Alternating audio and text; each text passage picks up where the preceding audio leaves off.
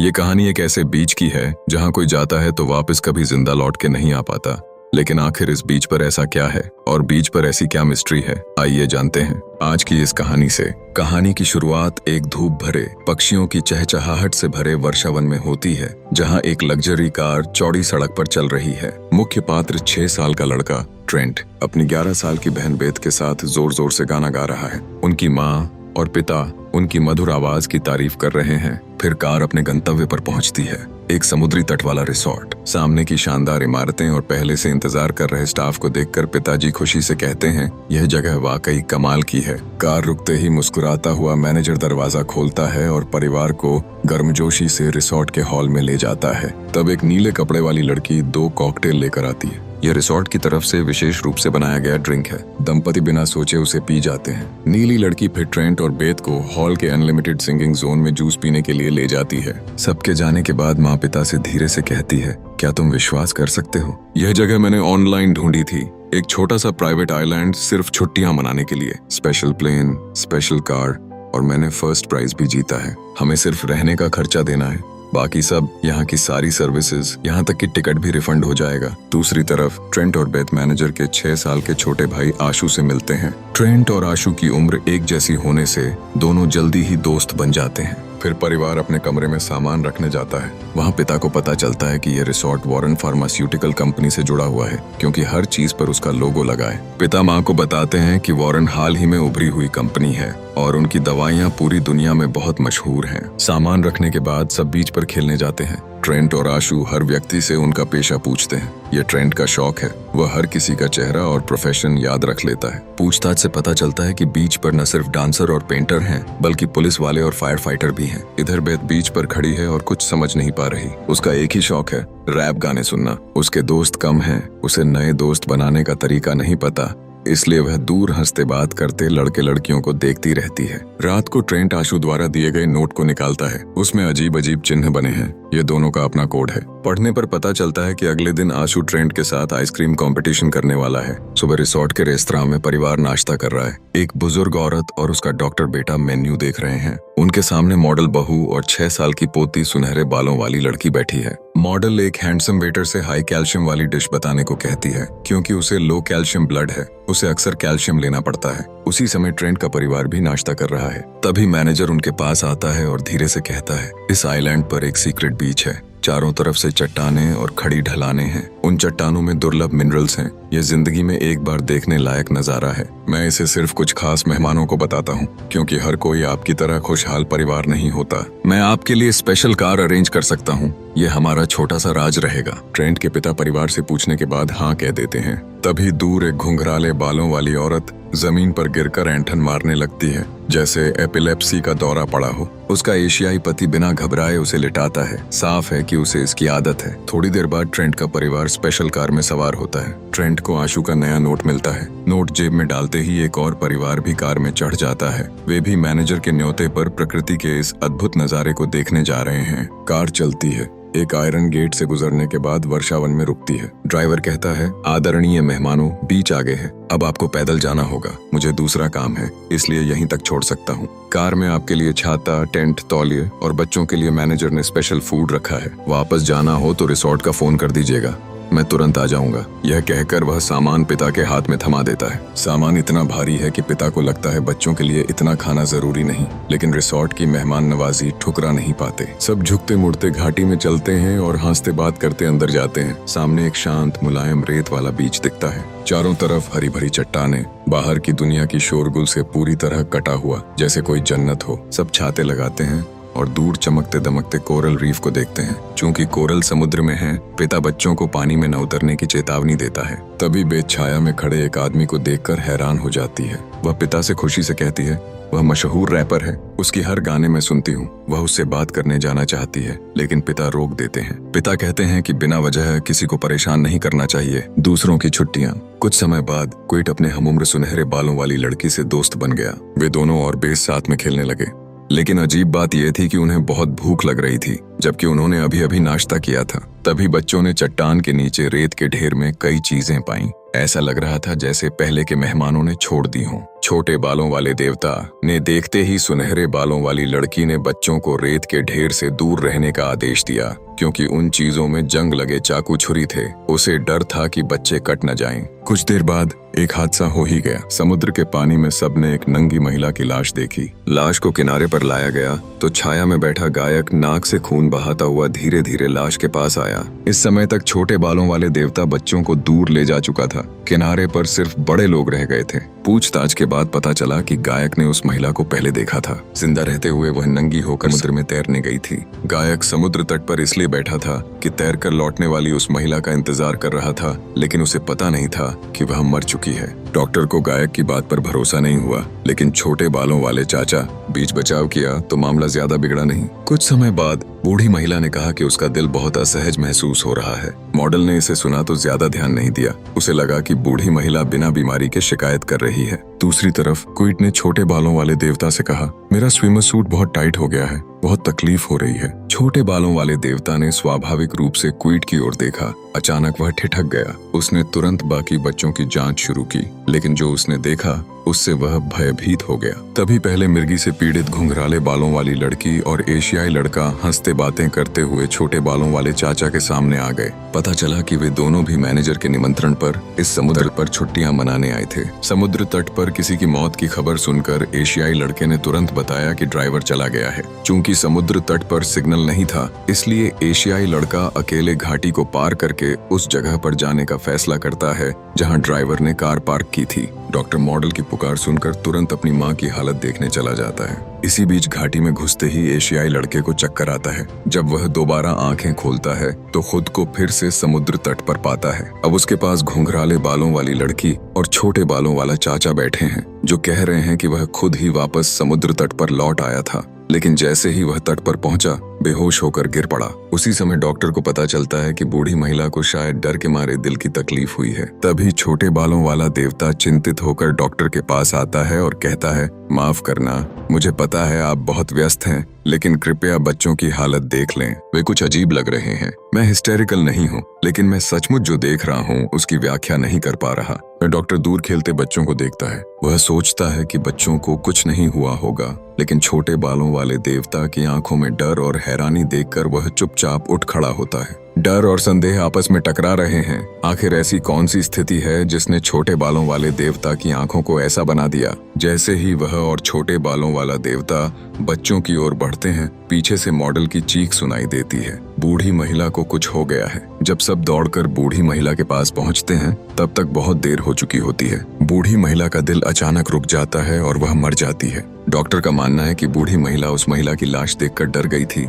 इसी कारण ऐसा हुआ। सौभाग्य से इस समय तक बच्चों को एशियाई जोड़े ने कक्षा के पीछे ले जाकर अलग कर दिया था, क्योंकि बड़े नहीं चाहते थे कि बच्चे मौत को इतने करीब देखें। एशियाई जोड़ा बच्चों से बातें करके उनका ध्यान भटाने की कोशिश कर रहा था। बातों के दौरान एशियाई लड़का क्विट से कहता है, मैं अंदाजा लगाता हूँ कि तुम कितने साल के हो। पहले तुमसे शुरू करता हूँ, क्या तुम 11 साल के हो? क्विट जवाब देता है, मैं 6 साल का हूँ, मेरी बहन 11 साल की है। यह सुनते ही एशियाई लड़का घुंघराले बालों वाली लड़की से फुसफुसाकर पूछता है, क्या ये मुझसे मजाक कर रहे हैं? घुंघराले बालों वाली लड़की क्विट के चेहरे को देखकर कहती है, मुझे लगता है कि वे डर के मारे ऐसा कह रहे हैं। अगले पल छोटे बालों वाला देवता कक्षा के पीछे आता है और एशियाई जोड़े से बेचैनी से पूछता है, क्या तुमने मेरे बच्चों को देखा है? जैसे ही वह यह कहता है, एशियाई लड़का असहज होकर कहता है, आप लोग सचमुच बहुत मजाक करते हैं। जो मेरे सामने खड़े हैं वही तो आपके बच्चे हैं ना? वह छोटे बालों वाला देवता सामने खड़े लगभग 11 साल के लड़के और 18 साल की लड़की को देखकर स्तब्ध रह जाता है। बेस को अपनी माँ की उस नजर से बहुत बुरा लगता है।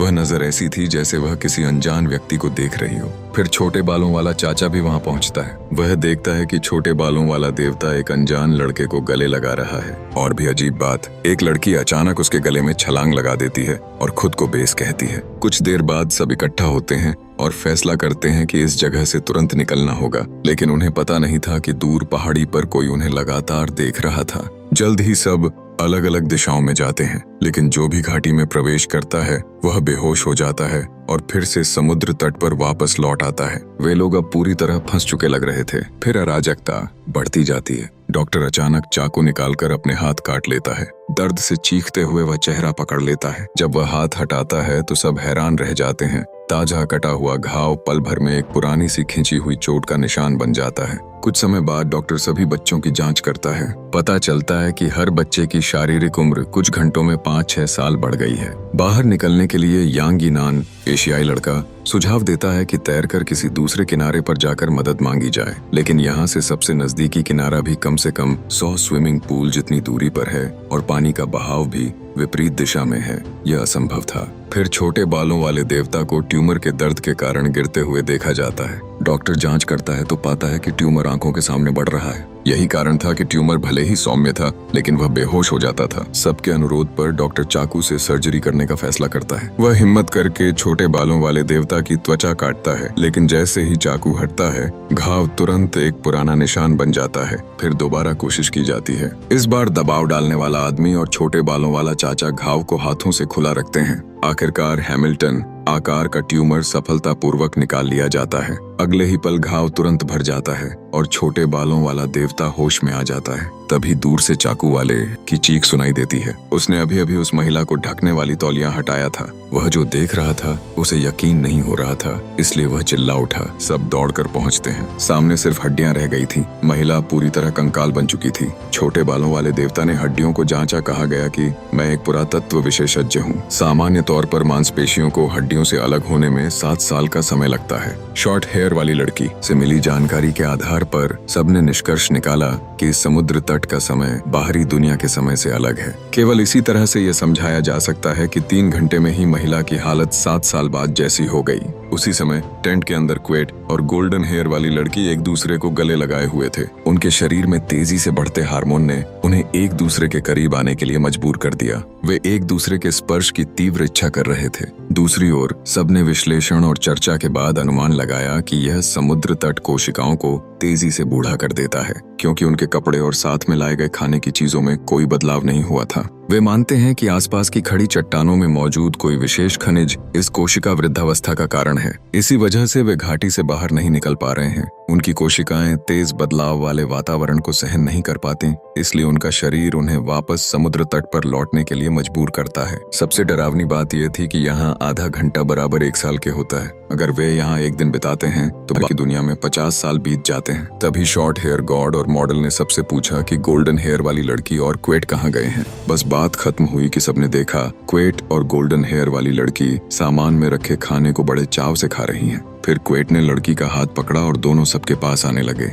जैसे जैसे वे नजदीक आए, सब डर के मारे देखते रह गए। दोनों बच्चे अब लगभग 20 साल के युवा बन चुके थे। और भी ज्यादा डरावनी बात, गोल्डन हेयर वाली लड़की का पेट धीरे धीरे बढ़ रहा था। वह गर्भवती थी। जब सबने उनसे पूछा कि तुम दोनों अभी क्या कर रहे थे, तो दोनों ने कहा हम तो बस खेल रहे थे। लेकिन तब एशियाई लड़के ने बताया हमारी कोशिकाएं बहुत तेजी से बूढ़ी हो रही हैं और बच्चों की कोशिकाएं बहुत तेजी से बढ़ रही हैं। यही वजह है कि बच्चे भूखे रहते हैं। वे अभी बालिग नहीं हुए, लेकिन हमारी कोशिकाएं पहले ही बालिग हो चुकी हैं। इसलिए हम केवल बूढ़े हो रहे हैं जबकि वे बढ़ रहे हैं। बस बात खत्म हुई कि गोल्डन हेयर वाली लड़की दर्द से चीखते हुए जमीन पर गिर पड़ी। वह प्रसव करने वाली थी और यह सब सिर्फ इसलिए क्योंकि 20 मिनट पहले उसने क्वेट के साथ खेला था। मॉडल लगातार डॉक्टर को बुला रही थी कि मदद करो, लेकिन डॉक्टर किसी कारणवश वहीं खड़ा रह गया, हिल भी नहीं रहा था। वह कुछ अजीब अजीब बातें बड़बड़ा रहा था। जाने कैसे एशियाई लड़का जो मेडिकल ज्ञान भी रखता था ने मदद की और गोल्डन हेयर वाली लड़की ने सुरक्षित प्रसव कर दिया। लेकिन जैसे ही नवजात शिशु तौलिए को छुआ, वह तुरंत मर गया। एशियाई लड़के ने बताया कोशिकाएं इतनी तेजी से बढ़ रही थीं कि शिशु को पर्याप्त पोषण नहीं मिल सका, इसलिए वह मर गया। ये मॉडल बार बार डॉक्टर से कह रही थी कि शिशु को बचा लो, लेकिन डॉक्टर मानसिक रूप से विचलित लग रहा था, जैसे उसे पता ही नहीं कि वह कहाँ है। अंत में मॉडल सदमे में टूट गई और एक तरफ जाकर फूट फूट कर रोने लगी। लेकिन उसके बाद जो हुआ वह सबको भयभीत कर देने वाला था। डॉक्टर ने अचानक चाकू उठाया और बिना किसी को मौका दिए गायक को मार डाला। चाकू ने गायक के आंतरिक अंगों को चीर दिया, इसलिए वह ठीक भी नहीं हो पाया और वहीं मर गया। अब सबको समझ आया कि डॉक्टर मानसिक रोगी है। सुरक्षा के लिए उन्होंने उसे बहला फुसलाकर चाकू छीन लिया। डॉक्टर फिर से रेत पर बैठ गया और हिलने डुलने लगा। कुछ देर बाद एशियाई लड़के को डर हुआ कि कर्ली हेयर वाली लड़की को एपिलेप्सी का दौरा पड़ सकता है, इसलिए वह खुद समुद्र में कूद गया। दूसरे तट पर जाकर मदद मांगने की कोशिश करने के लिए, लेकिन जल्द ही उसकी लाश समुद्र तट पर बहकर आ गई। सबने सोचा कि वह तैरते तैरते बेहोश हो गया होगा, इसलिए डूब गया, जैसे पहले वाली महिला लाश का मामला था। फिर एक के बाद एक हादसे होने लगे। अब बड़ी हो चुकी गोल्डन हेयर वाली लड़की ने चुपके से चट्टान पर चढ़ना शुरू किया। वह ऊपर जाकर मदद मांगना चाहती थी, लेकिन जैसे ही वह समुद्र तट से कुछ दूरी पर गई, वह बेहोश होकर गिर पड़ी और चट्टान से नीचे गिरकर तुरंत मर गई। उसकी लाश देखकर क्वेट बहुत दुखी हो गया। कुछ ही घंटों में उसने प्रेम, संतान प्राप्ति और विधवा होने, ये सारे बड़े जीवन चरण देख लिए, जबकि उसका मानसिक विकास अभी भी बच्चे जैसा ही था। जब सब उसके पास बैठकर उसे सांत्वना दे रहे थे कि कोशिश जारी रखो, जीवन चलता रहेगा, तभी कर्ली हेयर वाली लड़की को एपिलेप्सी का दौरा पड़ गया। वह जमीन पर तड़पने लगी और जल्द ही मर गई। उसकी लाश देखते हुए कर्ली हेयर वाले अंकल को अचानक अपनी आंखें धुंधली दिखने लगीं। उन्हें पता था कि यह उम्र की वजह से हो रहा है, लेकिन परिवार को चिंता न हो इसलिए उन्होंने कुछ कहा नहीं। रात हो गई। मॉडल भूत की तरह चीख रही थी। कम कैल्शियम की वजह से उसे भयंकर दर्द हो रहा था और उसकी रीढ़ की हड्डी मुड़ने लगी थी। दूसरी ओर शॉर्ट हेयर गॉड ने देखा कि उसका एक कान अब सुनाई नहीं दे रहा, लेकिन परिवार को चिंता न हो इसलिए उसने भी चुप रहना चुना। तभी क्वेट और बेस रेत में कुछ खोद रहे थे। वे कुछ चीजें ढूंढ रहे थे जो आग में डालकर माता पिता को गर्माहट दे सकें। अचानक उन्हें एक नोटबुक मिली। उसमें कुछ नाम और पते लिखे थे, शायद पहले यहाँ मर चुके लोगों के। बेस ने पढ़ा कि इस समुद्र तट पर रिसर्च हुई थी। रिसर्च में वही बात लिखी थी जो उन्होंने अनुमान लगाया था। चट्टानों में खास खनिज हैं जो कोशिकाओं को तेजी से बूढ़ा करते हैं। क्वेट ने एक आइडिया दिया, अगर खनिज चुंबकीय क्षेत्र के जरिए कोशिकाओं को प्रभावित करते हैं तो क्या हम धातु से बने कपड़े पहनकर उस क्षेत्र को ब्लॉक नहीं कर सकते और बाहर निकल सकते हैं? लेकिन बेस ने कहा कि उनके पास इतनी धातु नहीं है। बस बात खत्म हुई कि क्वेट ने दूर चमकती हुई चीज देखी और चिल्लाया, वह एक कैमरा है। वे वीडियो रिकॉर्ड कर रहे हैं, लेकिन दोनों को समझ नहीं आया कि कोई ऐसा क्यों करेगा। उसी समय आग के पास बैठे शॉर्ट हेयर अंकल आंटी पर पागल डॉक्टर ने हमला कर दिया। वह चाकू से लगातार वार कर रहा था। शॉर्ट हेयर अंकल अपनी तेजी से ठीक होने वाली कोशिकाओं के बल पर किसी तरह बच रहे थे। परिवार की सुरक्षा के लिए उन्होंने शॉर्ट हेयर गॉड से बच्चों को लेकर छिप जाने को कहा। शॉर्ट हेयर गॉड ने जल्दी से क्वेट और बेस को ढूंढ लिया। माँ के आदेश पर दोनों पास के गुफा में भाग गए। अगले ही पल गुफा से एक औरत की कराह सुनाई दी। वह मॉडल थी। उसकी हड्डियां हर हरकत के साथ चरमराती थीं। उसका दिमाग भी पागल हो चुका था। वह पत्थर उठाकर बच्चों पर मारना चाहती थी, लेकिन उसका हाथ पत्थर का वजन सहन नहीं कर सका और टूट गया। उसने क्वेट बेस के हाथ में जलती मोमबत्ती देखी और दर्द सहते हुए उन दोनों की तरफ रेंगने लगी। वह नहीं चाहती थी कि कोई उसे इस हालत में देखे, लेकिन हर कदम पर उसकी हड्डियां टूटती मुड़ती गईं। आखिरकार पूरी हड्डियां विकृत होकर वह रुक गई और मर गई। उसी समय शॉर्ट हेयर गॉड ने जंग लगे चाकू से खुद को घायल करना शुरू किया। पागल हो चुके डॉक्टर के घाव में टेटनस के बैक्टीरिया तुरंत पूरे शरीर में फैल गए और वह वहीं गिरकर मर गया। कुछ देर बाद क्वेट बहन भाई आग के पास पहुंचे। उस समय तक शॉर्ट हेयर अंकल कोशिकाओं के तेजी से बूढ़ा होने की वजह से जमीन पर गिर चुके थे और मर चुके थे। जल्द ही शॉर्ट हेयर गॉड भी चल बसा। सुबह होते होते समुद्र तट पर सिर्फ 40 साल से ज्यादा उम्र के क्वेट बहन भाई ही बचे थे। दोनों ने अब जीने की उम्मीद पूरी तरह छोड़ दी थी। कल वे चाहते थे कि जल्दी बड़ा हो जाएं, लेकिन आज वे सिर्फ कुछ घंटे और जीने की दुआ कर रहे थे।